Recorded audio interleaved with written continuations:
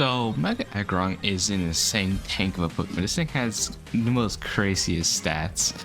Uh, with 140 base attack, 230 base defense, and even 80 special defense. So it's not even like it's horrible in the special defense department. Honestly, this was one of the Pokemon where I thought would be insanely slow, but like the main positive of it would just be the fact that it doesn't die at all.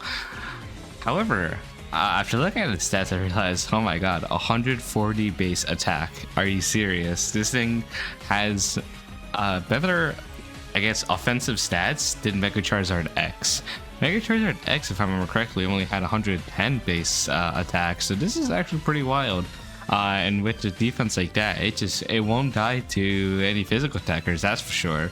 So anyways, before we go into the run, here are the rules, and now let's get into it.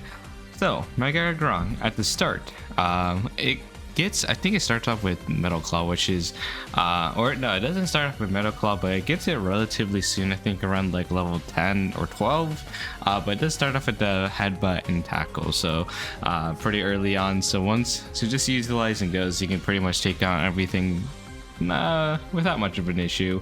And then taking out Roxanne, we do get, I do believe we got Metal Claw for Roxanne at level 10. We also got Mud Slap, but Mud Slap is not really that useful, unsurprisingly.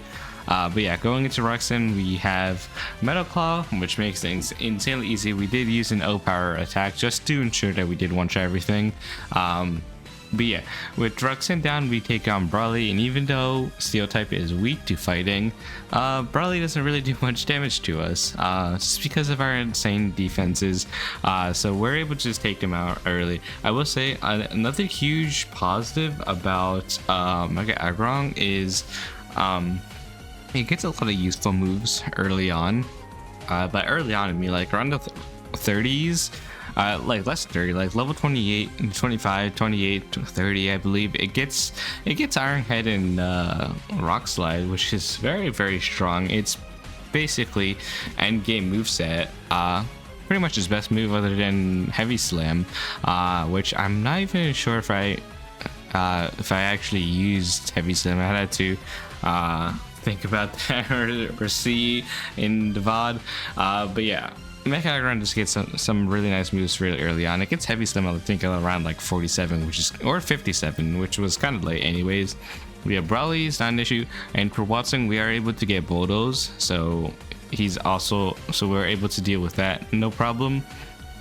And then so Flannery, right? So Flannery is probably the biggest, like she might be the biggest obstacle, that type of thing, but I think Iron had around like 25 or something. But anyways, so Mega Aggron's ability is Filter. Filter meaning that it reduces the damage from super effective hits. And thankfully we get to utilize that, and it reduces just the damage of all of the Flannery's moves and stuff. So how this went was I basically just took down Slug one hit so that it doesn't set up Sunny Day.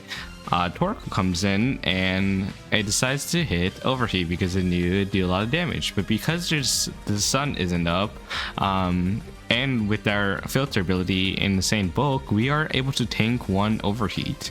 And with that, the Torkoal tried to set up another Sunny Day, but because its special attack is at -2, it's not doing any more damage and is no longer a threat. So with that, Flannery was actually a lot easier than what I assumed she was going to be. I will also mention at this point that I really love Mega Aggron's design, even though it's like, I guess, kind of big in a way, where it kind of looks like a big chunky guy. Just looking at the little details on it, it's so cool. I love it. But anyways, enough fanboying over a Pokemon. Norman, surprise, wasn't a problem because, well, he can't really deal any damage to us. It was just one of those, like, oh, if it's a physical attacker, he does no damage to us. It's just a matter of how quickly can we take down him. But yeah, with known at the time, I think around this point we did get Rock Slide, but even Rock Slide doesn't do too much damage. So I think it did go kind of slowly with Skarmory, but regardless, we are able to easily take down Winona just at slightly slower pace. Tayeliza, obviously not an issue.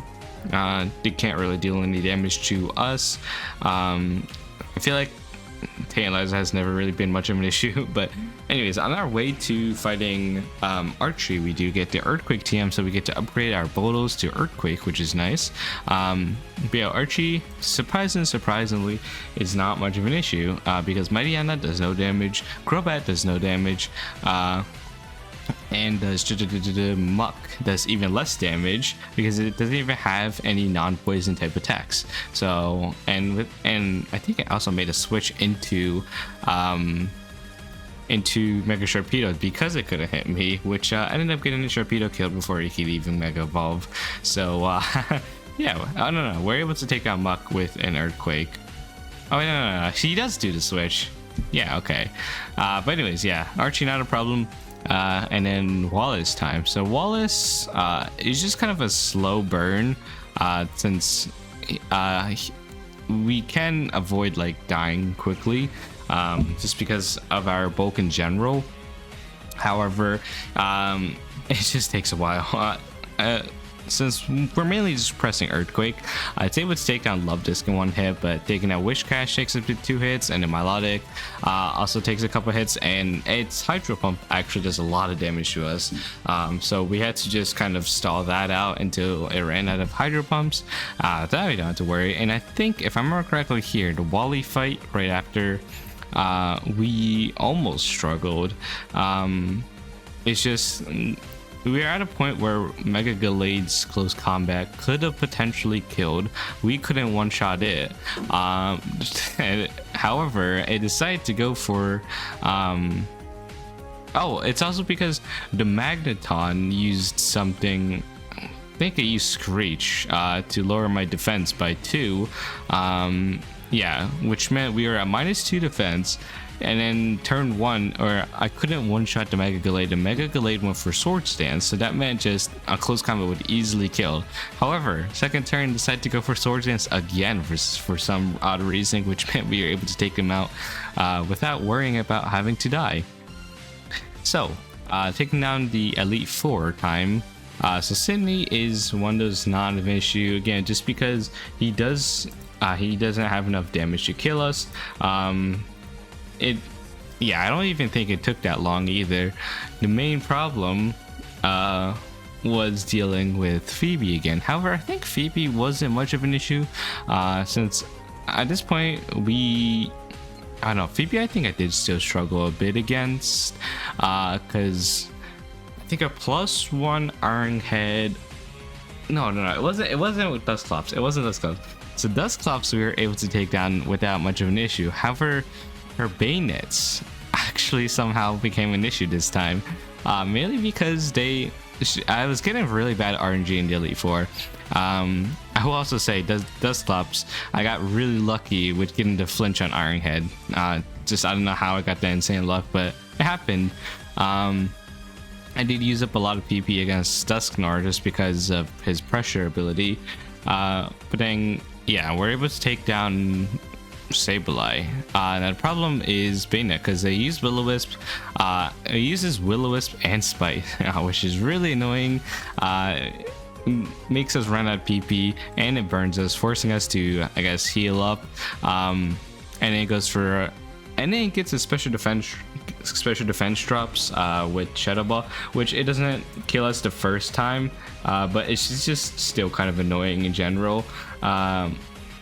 But yeah, next up is Glacia. This is actually so I assumed that she would be much easier than she actually was. However, we got pretty unlucky with the Frost Lasses getting special defense drops with Shadow Ball, which is really unfortunate, I will say. Just because it was clearly an easy win if it wasn't for that. Oh no, it wasn't a special... Well, I don't actually remember if it was exactly the special. No, it was just Warring doing a lot of damage to Surf, which was not fun. It was doing over half our health, forcing us to heal. And then it would also just spam Sheer Code, which was just scary in general, but it didn't actually hit any, if I remember correctly. But yeah, Surf was just doing so much damage, but we were able to take down Firstborn after it misses a couple of sheer colds. But then Frostless comes in, we're forced to heal, and it goes for Shadow Ball, lowering our special defense by 1, making it so that the 3-hit KO suddenly turned into a 2-hit KO and we cannot win. Second time I come back and I also get hit by a special defense drop. So yeah, I was just getting really bad RNG in the Elite Four. I think in some of the times I also got unlucky with Phoebe's Bayonets dropping my special defense. And then there's just Glacia. I think I also lost another time to her getting special defense drops with Shadow Ball, which really sucked. Really sucked, because we were almost guaranteed to have an insane time if it wasn't for just these things I guess happening. Yeah, in the second attempt I got burned by the first Bayonets, and they got a special defense drop with Shadow Ball, and which just meant the second Bayonet coming out would easily take us out, which yeah, very unfortunate, very upsetting. And come back took a while, but at some point we finally got back. We finally got to Steven. And I don't even think I used any X items in this. I just went, I think, oh, because I forgot to bring X items. I forgot to buy X items if I remember correctly.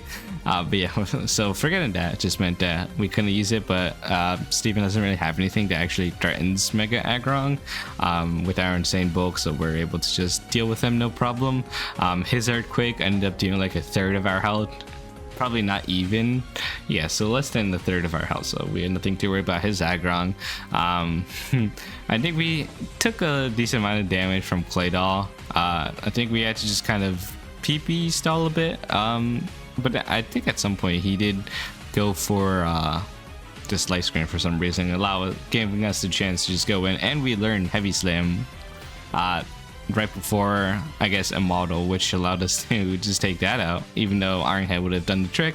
And then with Mega Metagross, it just goes for Giga Impact for some reason. It doesn't really have anything to kill us anyway, so it's quite easy. And with that, we beat the game in 1 hour 51 minutes and 59 seconds, right under 1 hour 52 minutes. And this puts us exactly 20 seconds slower to Magnezone, but faster than Genshin. Honestly, I don't even know how this got faster than Genshin. Like, I'm genuinely like surprised. I think it's mainly because we didn't lose. Like how we lost against, I mean, we lost in Elite Four, but we didn't lose against Flannery. But I'm still unsure how Mega Aggron did so much better. But it was surprising. It was a neat surprise to see how well it did. But yeah, there is that. And so next up, we are going to be doing Mega Charizard Y. So hope you enjoyed. Glad I finally recorded these videos, and we'll see you next time. Bye bye.